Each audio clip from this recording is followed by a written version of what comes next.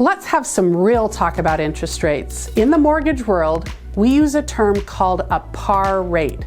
If you get a $500,000 mortgage at a par rate, that means your loan is sold to investors in what's called the secondary market for the same price, $500,000. But if that happened, how would anybody make any money in the process of writing a mortgage? While a par rate is technically zero cost to you as the customer, your loan is actually being sold for more than that to investors in the secondary market, so your mortgage lender can get paid. This is nothing new, and it's been happening with nearly every mortgage for decades.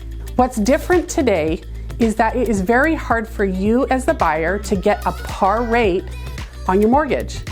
Today, it's almost guaranteed that you're going to have to pay some sort of premium or points to secure that rate. Why is that?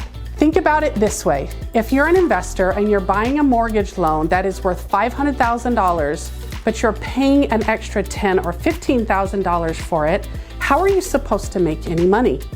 Investors make their money on the earnings on an investment over a specific period of time. Ultimately, the interest rate on your mortgage is reflected in the yield that the investor who buys your mortgage can expect to earn. But what happens if your loan gets paid off early? What happens if interest rates come down?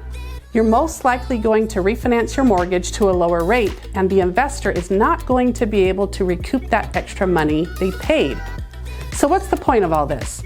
Well, while it might seem like a bad thing that you have to pay a premium for your rate today, it's actually a very good sign for the future of interest rates.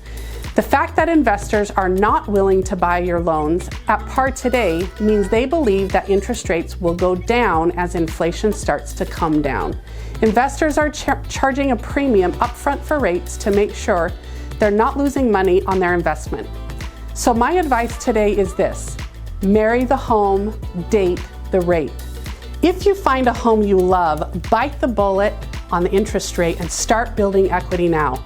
The market anticipates rates will go down soon, and you'll have an opportunity to refinance to a lower rate.